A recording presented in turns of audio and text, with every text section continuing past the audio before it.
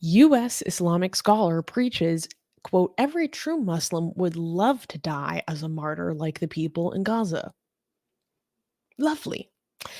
In a lecture that has stirred significant criticism, Texas Islamic scholar Mohamad Baajour spoke about the situation in Gaza, framing it in a way that seemingly glorifies death and conflict.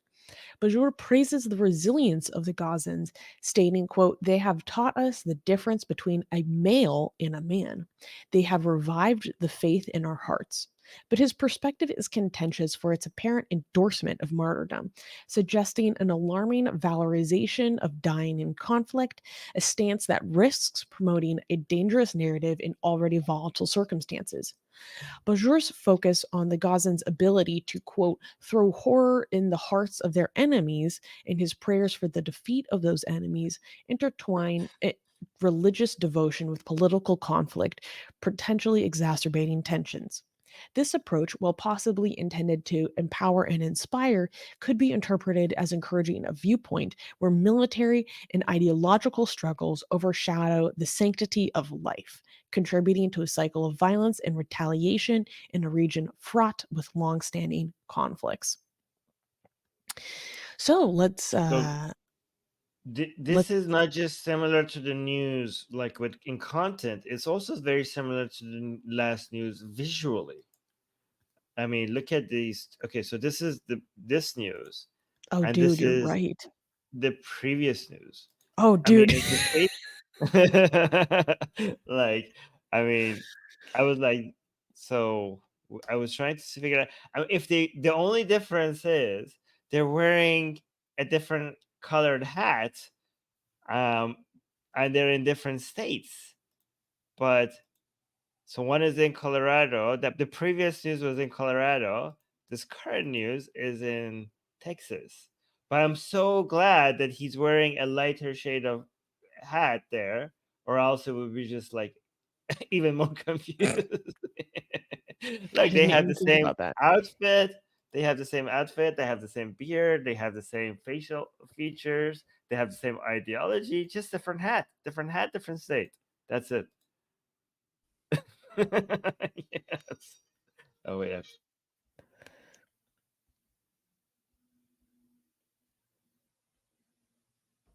All right, go on. Let Tell l- to us what. Oh, should we play let this? yes, exactly. Oh, okay. Let's play. Oh, I have to refresh again. This is it always does that. I know, it does it for me too. There we go. Did you just embed YouTube? Wait, do you have audio? I don't have audio. I have audio. Oh, okay.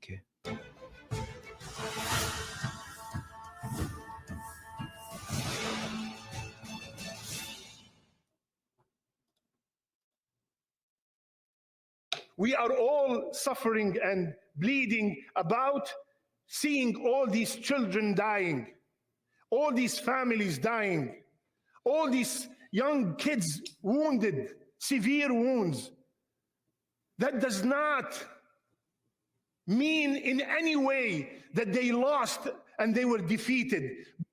They are the most resilient people. They have taught us the difference between a male and a man. They have revived the iman in our hearts. They have exposed the enemy. So iman means faith. So they have like strengthened the iman within us. Yeah, they have revived the faith in our hearts. That's what he's saying. The difference between a male and a man. They have revived the iman in our hearts. They have exposed the enemy. They have ruined their economy. They have thrown horror in their hearts. They have exposed them now. Many Muslims, many non-Muslims know the truth. So these people won in the dunya by not giving up, and of course in the akhirah. See, dunya and akhirat. So I keep telling you about the difference between dunya. Dunya means this world. Akhirat means the next world, hereafter. Right? So you constantly will hear the dunya versus akhirat. So these people won in the dunya by not giving up, and of course in the akhirah by being shuhada. Because many people. Shuhada means murder. Oh, what kind of victory is talking about, Sheikh? The people died. Wallahi, every true Muslim would love to have such a death. The biggest defeat is when you start thinking that the military victory is the only victory, Again, the or same mentality. what they have achieved. We have Yeah, yeah, exactly. By the way, he's like, what he's saying is so basic Islam that I don't even know why he's saying that to his audience. Because everybody, the like Muslims, you grew up with these ideas. Like, you should know this. Like, why are you giving this lecture? This is like Islam 101 right now. military victory is the only victory. What we have achieved in Gaza, or what they have achieved, we have done nothing. What they have achieved in Gaza is something that you only hear in the stories of the Sahaba. اللهم انصر الإسلام والمسلمين اللهم أعز الإسلام والمسلمين. Oh, yeah. It's always the spell casting at the end, right? So you're right. Like, we should call it spell casting. Yeah, you just say a whole bunch of gibberish and then the spell casting part. اللهم انصر الإسلام Oh, Allah support Islam and the والمسلمين Muslims. اللهم أعز Oh, Allah grant glory to Islam and the الإسلام Muslims. والمسلمين. اللهم وفقنا لما Oh, Allah guide us to what you like and what you approve of. تحبه وترضاه. يا الله, Akrab, but that, no, that's another one. Oh, Allah give them victory. give them victory يا رب العالمين. يا الله, Oh, Allah defeat their enemy. defeat their enemy يا رب العالمين. Okay. I don't. What? This comment by Lucifer Christ. The difference between male and a man? Did he just separate sex and gender? I didn't know this man was pro-trans.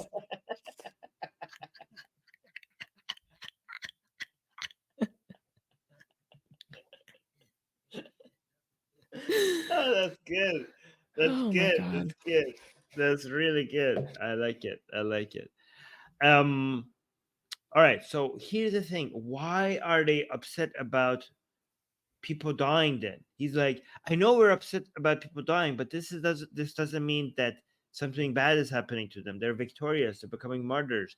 This is the best thing that could happen to them. They're going to the akhirah. They're going to the hereafter, and they're victorious. My question is like, then why are you upset? Then why are you upset? Why are they upset? Like, shouldn't they be cheering? Shouldn't every time, based on this idea, again, this is how to be a proper true Muslim. Every time Israel planes goes and drops a bomb in Gaza, you should be like, as a Muslim, again, I'm not saying this, YouTube, but if this ideology was if you actually believe in what you're saying you believe, I'm trying to separate what I said in the first part of the sentence to the last part of it, so nobody could cut it out and make it seem like I'm saying it. But you should be like, you should be cheering. You should be thanking God. Every time you see one of those go boom, you should be like, oh my God, they look at them becoming martyrs. That's amazing. You should be happy. You should be crying in joy about how you should be. The only thing you should be upset about is that why it's not happening to you. You shouldn't be upset about those Gazans dying under the bombs. You should be upset that why am I not there? Like, why am I not that lucky? Again, I know this because I grew up under this ideology. I had teachers in school that cried in school about the fact that they didn't get to die in war. Like, all my friends died in war and I survived. And they were upset about it. They were crying about it. This is Yeah, why I the did. Taliban, they were like, Yeah. they're literally going through depressive episodes because they missed the opportunity to die in jihad. They're Because like they are, sad. They're yeah, sad that they won because now they can't die in jihad, and they're yeah, like they were actually mentally losing it because of it. like, what about our chance to die? So what again? So why are you upset every time you see one of the Palestinians? And again, this is why I'm saying they are not pro-Palestinian. We are, when we say we're pro-Israel and we're also pro-Palestinian, is because we care about people's lives. Your ideology should make you, every time one of them dies, you should make you happy. How is that pro-Palestinian? That's anti-Palestinian. So you're not just anti-Israeli. This ideology makes you also anti-Palestinian because you have to celebrate the death of Palestinians. And it's so disturbing to me, in which it is so incredibly common. Like, I cannot tell you how much commentary I've seen, especially, I mean, in particular over the past 2 months, about Right. uh Islamic people, commentators across the world, across countries, across societies, insulting the Jewish people as an insult, as to degrade them by calling them life lovers. They degrade the Jewish people by calling them lovers of life. That's an Right. insult to them because they say they love life because they fear Allah and his judgment upon them for corrupting his word when they die. Hmm. So this is why they love life, and it's an insult. It's an insult to see the Jewish people's efforts to preserve life. It's one of the central religious tenets. Hmm. And it's so disturbing, and I don't think that's highlighted enough. I don't think it's highlighted enough how that is used to degrade them. That's how Hmm. twisted it is. That it's an insult, that it is a low, dirty thing that you love Hmm. life. It's so inherently destructive. It's so difficult to, like, translate this and get this through to people. And this is why I tell people, I'm like, don't go listen to what these commentators go say to you in English. Go look up translations and what they say to each other amongst each other. And the true mentality, the ulterior motives will be very plain. They don't hide their ulterior motives to English speaking audiences the way that they do 'em, they hide it from to an English speaking audience, but speaking amongst themselves, they speak plainly and openly and honestly. And it could not be more crystal clear. And it's so disturbing to me because people are so willfully ignorant and they don't wanna see the truth, and I'm like, "They are telling you who they are. Believe people when they tell you who they are." Um, which brings me to, um, another teachable moment with Susanna. Okay, guys, I am going to teach you more about some cult psychology. Okay, because this is a very good opportunity to teach you how to identify destructive cult thinking in your midst. So, I would like you guys to just think about the past two videos we just watched as I show you this graph. So, this is a model constructed by Dr. Stephen Hassan, who himself is actually a cult survivor. And this is the influence continuum. And this is basically on the left side, we have constructive and healthy influence. And on the right side, we have destructive, unhealthy influence.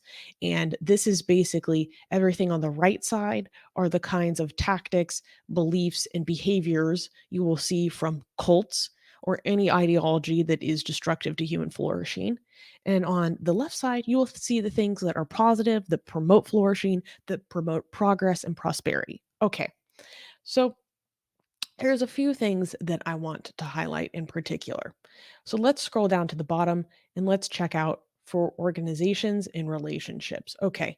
On the destructive side, you see elitism, authoritarian structure, deceptive slash manipulative, clones people, which basically means that they seek to erase individuality and make the members exactly like each other, exactly like the um, predefined definition of the group. And here's a particularly important one: ends justify the means, preserves own power, and that there is no legitimate reasons to leave. Okay. On the other side, and I'll return to this in a second. On the other side, for positive, healthy influences within an organization, and this is really what this is literally the model I use as the leader of Atheist Republic. Egalitarianism, checks and balances, informed consent, individuality, and diversity means create the end, encourages growth, and you are free to leave. Okay. Now, and also, I think one thing that's important to think about on the destructive side for individuals is this dichotomy between dependency and obedience, and important of doctrine over individuality. Okay, so let's return over here to the destructive side of influence amongst organizations and relationships. Ends justify the means. This is something that I see constantly coming from the leftists who essentially sympathize and actually justify, if not explicitly promote Hamas. If they are not basically tacitly denying what happened on the 7th of October, they are justifying it. And their mentality through a post colonial decolonization lens is that this is all justifiable because the ends justify the means. The ends justify the means. Any violence, anything, anything, any action taken against those they label as settlers, colonizers, oppressors, etc., all of it is justified because the ends justify the means. Anything, anything can be excused done to those they deem oppressors because the ends justify the means. There are many other groups that think this way. And I want you guys to know that if you are amongst people, individuals, groups, ideologies, etc., that promote the idea that the ends justify the means, that should raise major red flags to you. That should raise major red flags. Because Unless the ends are maximizing well-being. can you expand upon what you mean?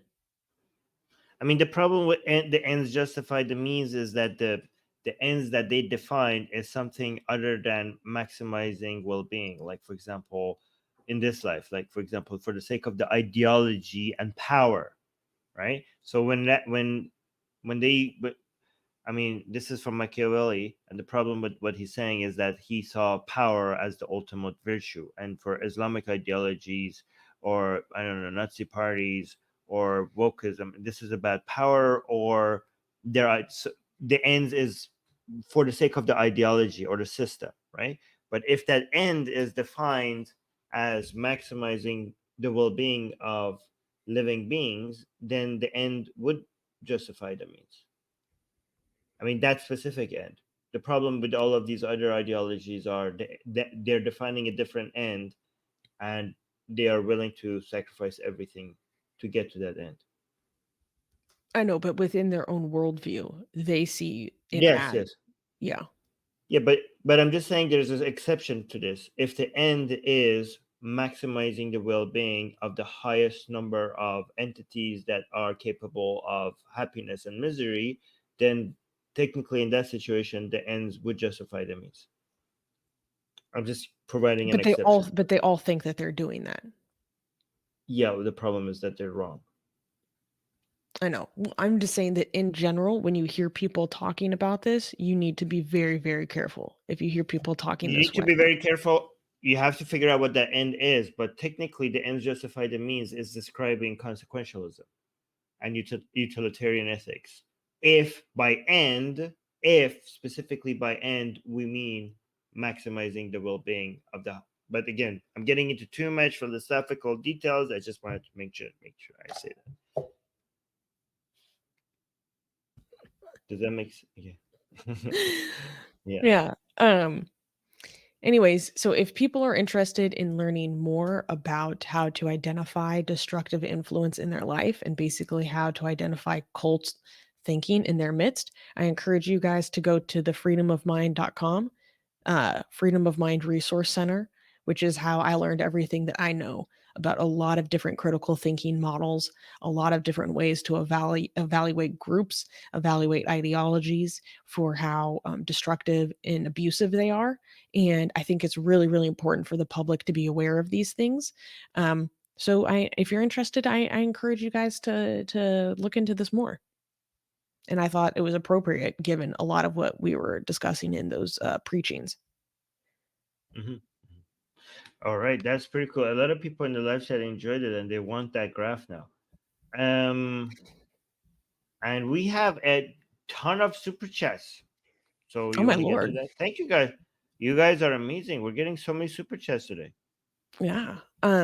Okay, so one is from Lucifer Christ saying, "Is Islam increasing or is liberalism increasing?" Well, here's the thing with that. It's They're hard to measured very measure differently. because, and it's also hard to figure this out right now because it's not just the numbers of people, it's also the strength of the held beliefs with per individual, right? So again, this is not a scientifically way of analyzing this because we don't have data, or I don't even think we can have data about what I'm about to describe. But what we seem to be observing that could be completely wrong is that the numbers of Muslims are increasing. However, the amount of Islam per Muslim is decreasing. Okay, so so so the bad news is that, yeah, the population of the Muslim, I mean, I don't know if that, yeah, so Muslims are growing in number, but a lot of them are taking Islam less seriously. So because of their influence of liberal values on them. So how what that ends up being, how that plays out, I don't know. It's hard to measure. And also when it comes to liberalism, also it's not just Muslims who are taking Islam less seriously. Liberals, I mean, people who are supposed to be liberals, citizens of liberal, how about this? Citizens of liberal countries are also taking liberalism very less seriously.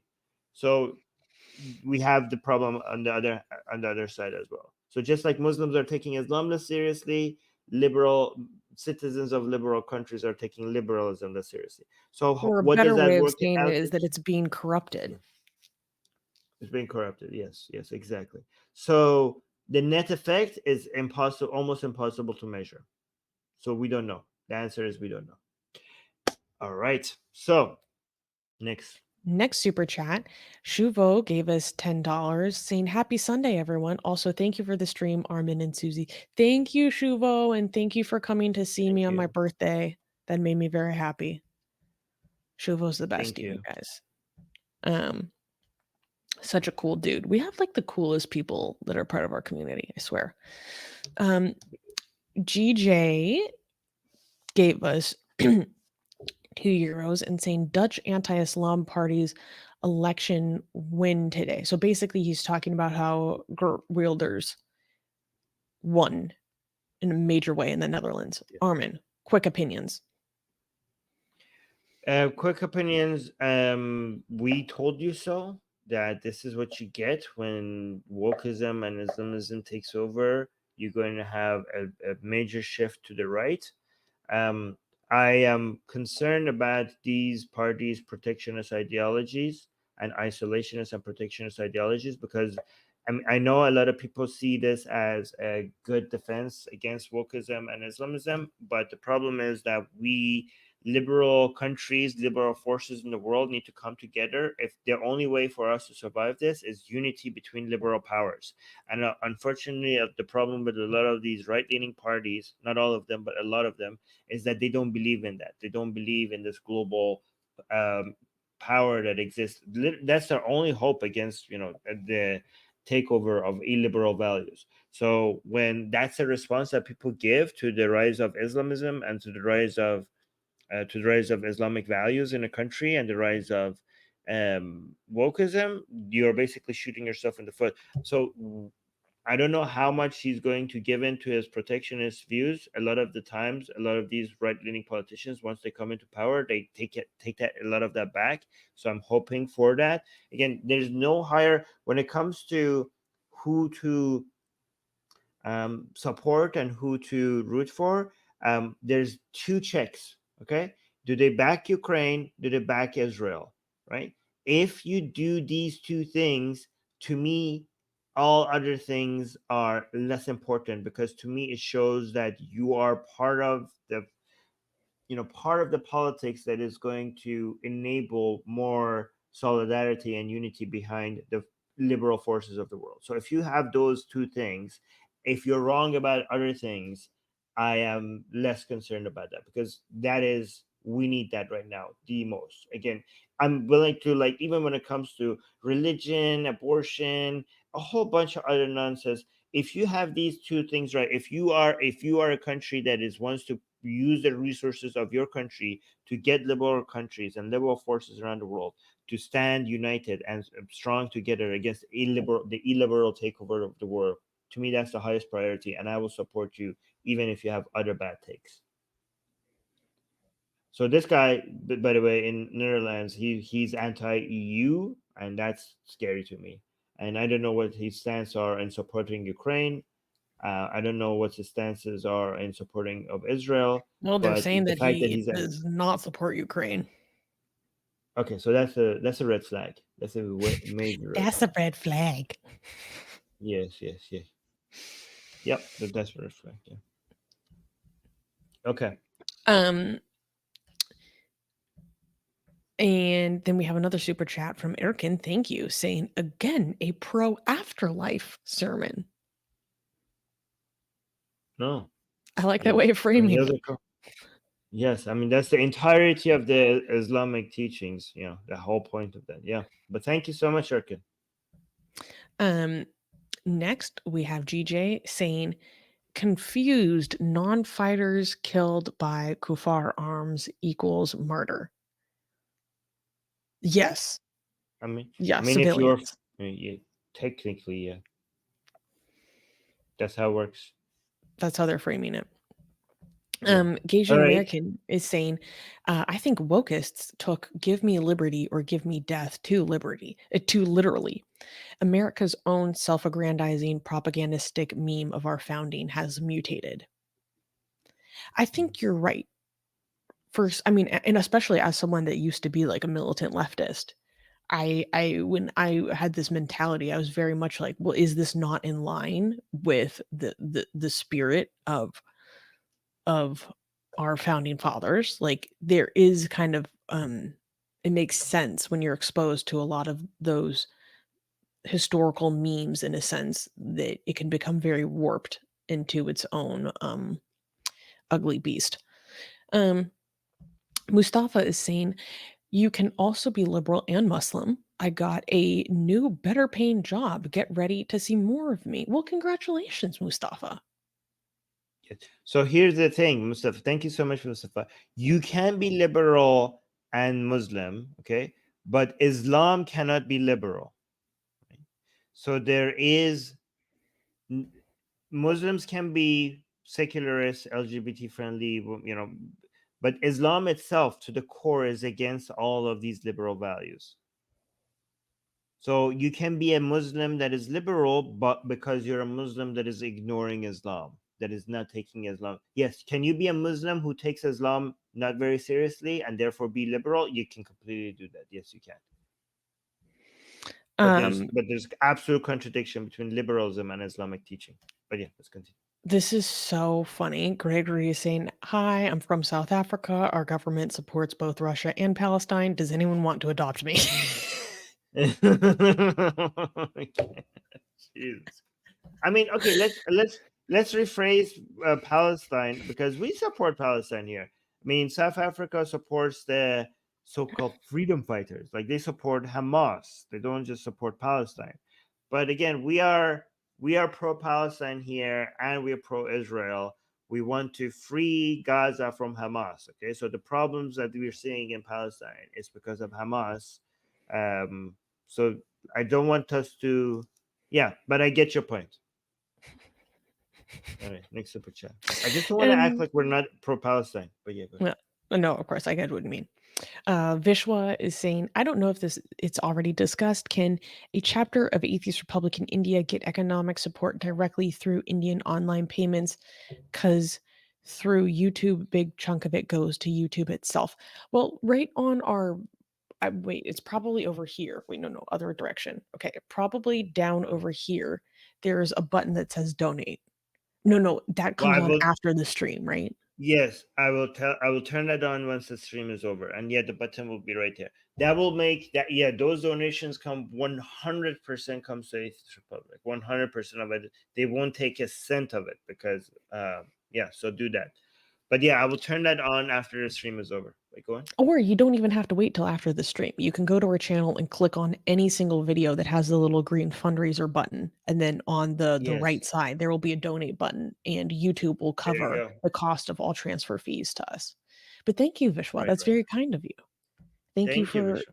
appreciate contributing. Also, I mean, we're going to be talking about a way that you can support Atheist Republic at the end of this show, so stay tuned. it. Do you know who makes the most amazing, gorgeous, and other adjectives that I can't use here on YouTube, blasphemous art ever? We do! And for some reason, we are giving it away for free. Download them now using the link in the description before we change our mind.